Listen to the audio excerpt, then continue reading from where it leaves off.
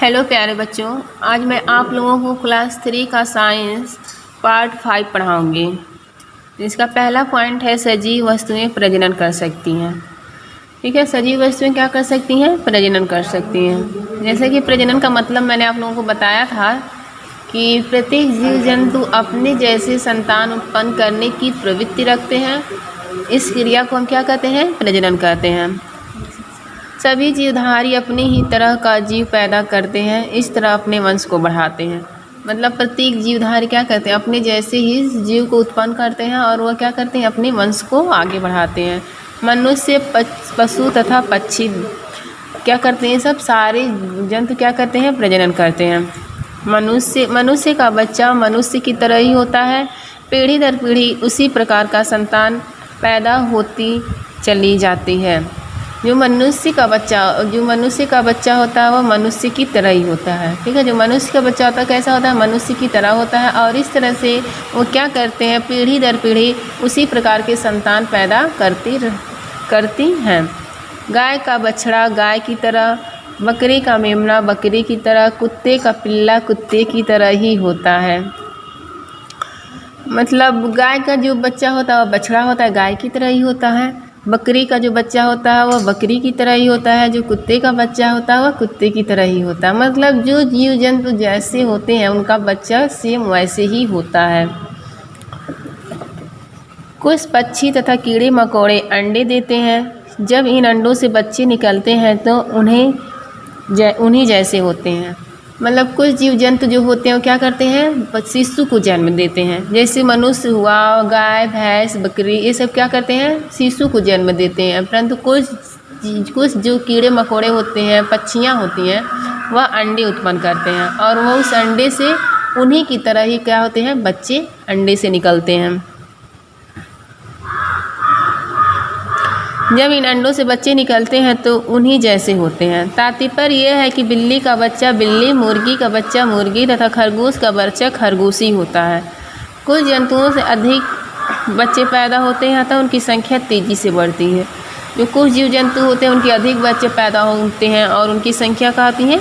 अधिक होती हैं।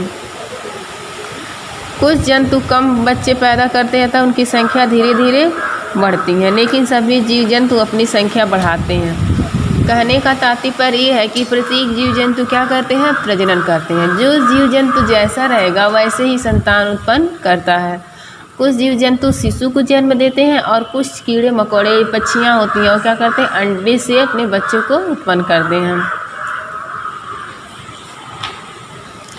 कुछ जीव जंतु होते हैं वो अधिक बच्चे उत्पन्न करते हैं, उनकी संख्या अधिक बढ़ती है। और कुछ जानवर होते हैं कुछ जानवर जो होते हैं कम बच्चे पैदा करते हैं और उनकी संख्या क्या होती है? धीरे धीरे बढ़ती हैं।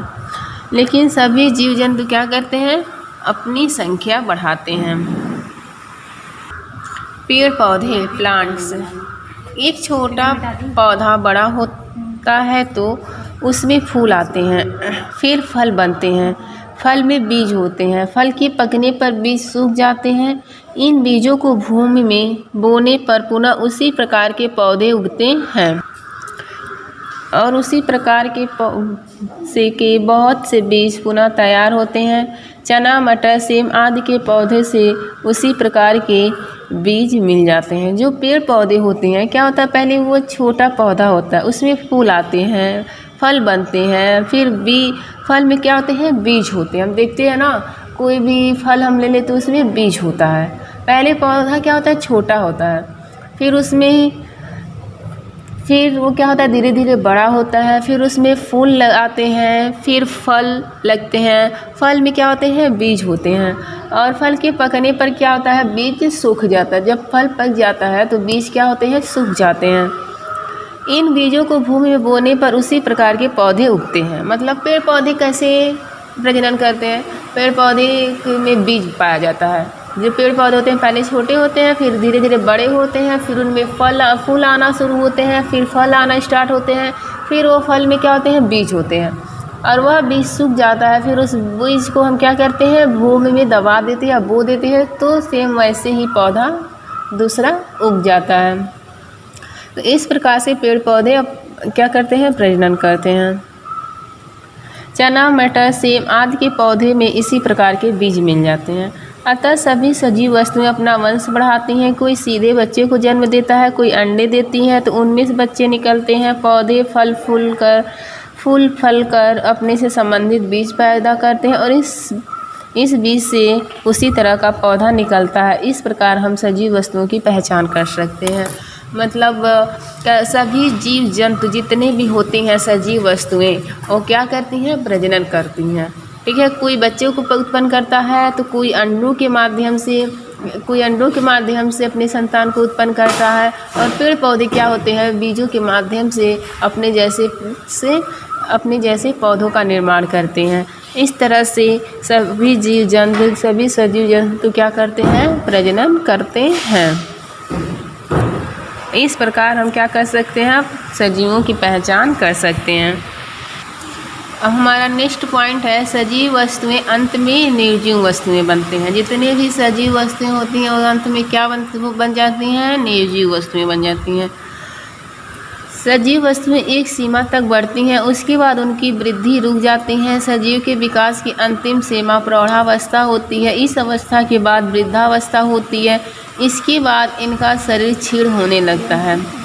कुछ समय के बाद ये निर्जीव हो जाते हैं। जैसे मनुष्य, पशु पक्षी तथा कीट पतंगे वृद्ध होकर मर जाते हैं। यह उनकी निर्जीव अवस्था होती है। जब पेड़ पौधे सूख जाते हैं तब वे भी निर्जीव हो जाते हैं। इस प्रकार सभी सजीव वस्तुएं एक समय के बाद निर्जीव हो जाती हैं। मतलब जितने भी सजीव वस्तुएं हैं वो क्या होती हैं? एक निश्चित समय के बाद वह क्या हो जाती हैं? निर्जीव होती हैं। मतलब मनुष्य है तो वो क्या हो जाएगा? मर जाएगा। पेड़ पौधे हैं तो वह सूख जाएगा। सजीव वस्तुएं एक सीमा तक बढ़ती हैं। जितने भी सजीव वस्तुएं होती हैं उन एक सीमा तक, उनका एक निश्चित समय होता है, वहाँ तक बढ़ते हैं। फिर उनकी जो वृद्धि होती है वह रुक जाती है और धीरे धीरे उनका विकास प्रौढ़ावस्था में होने लगता है। फिर प्रौढ़ावस्था से वो किस अवस्था में आ जाते हैं? वृद्धावस्था में आ जाते हैं। इसके बाद उनका जो शरीर होता है वह नष्ट होने लगता है, क्षीण होने लगता है और कुछ समय के बाद वो क्या हो जाते हैं? मर जाते हैं, तो वह निर्जीव हो जाते हैं। पेड़ पौधे भी हैं, पशु पक्षी भी हैं, वह भी क्या सेम ऐसे प्रक्रिया उनके साथ भी होती है। जो पेड़ पौधे होते हैं वे सूख जाते हैं। इस प्रकार जितने भी सजीव वस्तुएं हैं वह क्या होती हैं? निर्जीव में बदल जाती हैं या निर्जीव बन जाती हैं। निर्जीव वस्तुओं की विशेषताएं। ठीक है, अगला पॉइंट हमारा है निर्जीव वस्तुओं की विशेषताएं। हम जानते हैं कि निर्जीव वस्तुओं में कोई जीवन नहीं होता है। इसी कारण इनकी विशेषताएं सजीवों से अलग होती हैं। इनकी विशेषताएं निम्न प्रकार की हैं। निर्जीव वस्तुओं की, जैसा कि हम जानते हैं, इनमें कोई जीवन नहीं होता है। ना ही इनमें सांस लेने की प्रक्रिया होती है, ना ही वृद्धि की प्रक्रिया होती है और ना ही गति की प्रक्रिया होती है। अतः ये क्या होते हैं? निर्जीव होते हैं।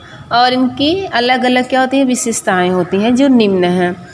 पत्थर का कोई टुकड़ा जितना बड़ा आज है उतना बड़ा वर्षों के बाद भी रहता है। अर्थात निर्जीव वस्तुओं का आकार न तो बढ़ता है और न घटता है, उनका आकार सदैव समान बना रहता है। कोई भी चीज़ अगर हम देखें निर्जीव है ना, उसमें जान नहीं है, तो उसे हम आज देखें या कई वर्षों के बाद देखें, जो उनका आकार होता है वैसे ही होता है, उनमें कोई परिवर्तन नहीं होता। क्यों नहीं होता? क्योंकि ये निर्जीव है और निर्जीवों में क्या होती हैं? वृद्धि की प्रक्रियाएँ नहीं होती हैं।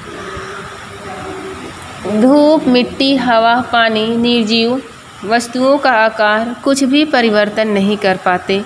इन चीज़ों को निर्जीव वस्तुओं पर कोई प्रभाव नहीं पड़ता है। जो धूप है, मिट्टी है, हवा है, पानी है, ये जितने भी निर्जीव वस्तुओं के आकार में जितने भी निर्जीव वस्तुएं हैं, चाहे वो मिट्टी हो, हवा हो, धूप हो, इनके आकार में कोई परिवर्तन नहीं होता है। अतः क्या है? ये निर्जीव वस्तुएं हैं। तीसरा है, निर्जीव वस्तुओं को भोजन, पानी, हवा तथा प्रकाश आदि की आवश्यकता नहीं होती है। जितने भी निर्जीव वस्तुएं हैं उनको ना ही हवा की ज़रूरत होती है, ना ही भोजन की ज़रूरत होती है और ना ही प्रकाश की आवश्यकता होती है। निर्जीव वस्तुएं जड़ होती हैं, वे जहाँ रख दी जाती हैं वहीं पड़ी रहती हैं। इनमें गतिशीलता और सजगता बिल्कुल नहीं होते हैं, जैसे पहाड़ आदि। जो निर्जीव वस्तुएं होती हैं वह जड़ होती हैं। जड़ का मतलब क्या होता है? वह एक ही जगह स्थित होती हैं।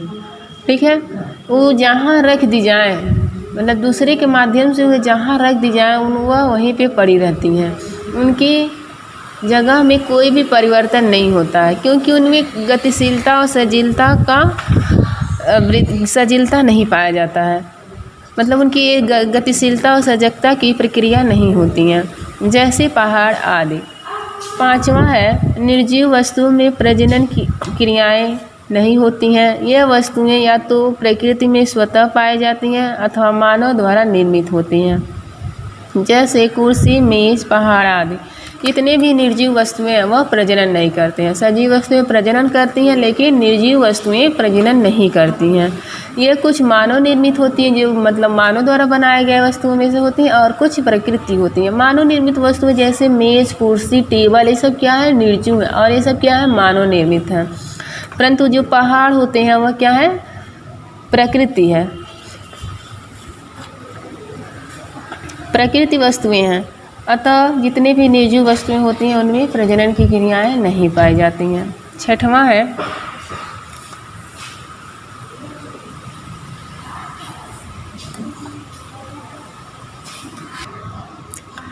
सजीव वस्तुएं मरने के बाद निर्जीव बनती हैं, जैसे पेड़ सूखने के बाद लकड़ी के रूप में निर्जीव हो जाती हैं। जो सजीव वस्तुएं मरने के बाद क्या होती हैं, निर्जीव बनती हैं। ठीक है, जैसे जो पेड़ पौधे होते हैं वो मरने के बाद क्या बन जाती हैं, लकड़ी बन जाती हैं, जिन्हें निर्जीव के रूप में जाना जाता है। सातवां है मानव अपनी इच्छा अनुसार निर्जीव वस्तुओं का आकार तथा स्वरूप बदल सकता है, परंतु वे स्वयं अपना आकार एवं स्वरूप नहीं बदल सकती।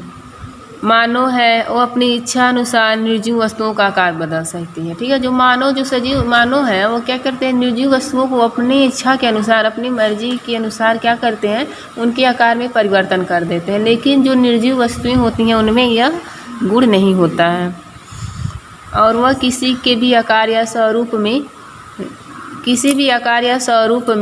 वे किसी भी वस्तु के आकार में परिवर्तन नहीं कर सकते। कहने का तात्पर्य ये है कि जितने भी निर्जीव वस्तुएं होती हैं, ना ही उनको प्रकाश की आवश्यकता होती है, ना ही धूप की, और ना ही भोजन की, और ना ही हवा की आवश्यकता होती है, और ना ही उनमें गतिशीलता का गुण पाया जाता है। अर्थात जितने भी निर्जीव वस्तुएं होते हैं वह एक जगह स्थिर होते हैं, और उनमें ये सब सारी प्रक्रियाएं नहीं पाई जाती हैं। अब हमारा नेक्स्ट टॉपिक है सजीव तथा निर्जीव वस्तुओं की तुलना।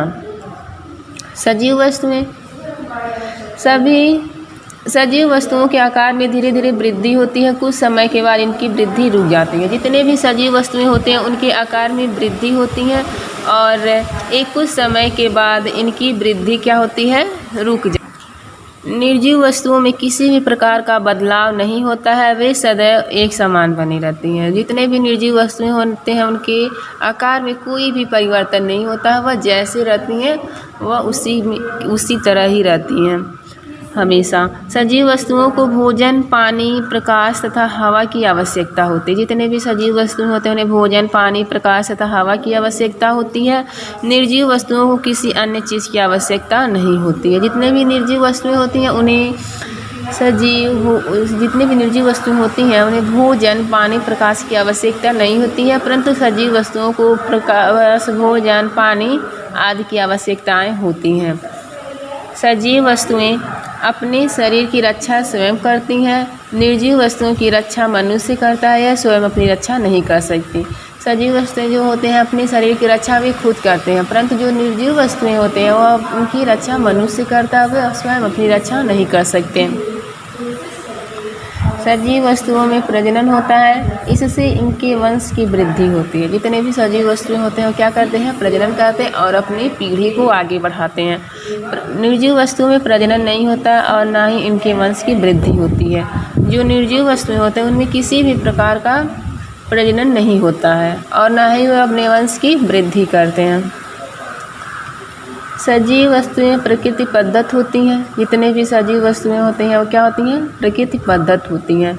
निर्जीव वस्तुएं प्राकृतिक होने के साथ साथ मानव निर्मित भी होती हैं। जितने भी सजीव वस्तुएं हैं वो प्राकृतिक भी होती हैं और मानव निर्मित भी होती हैं। सजीव वस्तुओं की में गतिशीलता होती है। जितने भी सजीव वस्तुएं होते हैं उनमें गतिशीलता होती है, अर्थात वह एक स्थान से दूसरे स्थान जाने की प्रवृत्ति रखते हैं। निर्जीव वस्तुओं में गतिशीलता नहीं होती है, परंतु जितने भी निर्जीव वस्तुएं होती हैं वह एक जगह स्थिर रहते हैं।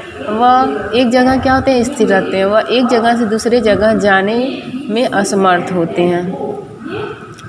मरकर सजीव वस्तुएं निर्जीव बन जाती हैं। जितने भी सजीव वस्तुएं हैं वह मरकर क्या बन जाती हैं, निर्जीव बन जाती हैं। निर्जीव वस्तुएं किसी भी दशा में सजीव नहीं हो सकती। जितने भी निर्जीव वस्तुएं हैं वह किसी भी कंडीशन में, किसी भी दशा में वह क्या नहीं बन सकती, सजीव नहीं बन सकती। परंतु जो सजीव वस्तुएं होती हैं वह एक निश्चित समय के बाद निर्जीव बन जाती हैं। तो प्यारे बच्चों, इस तरह से आपका पहला चैप्टर समाप्त हुआ। आप लोग इसे ध्यान से देखेंगे, पढ़ेंगे और समझेंगे। धन्यवाद।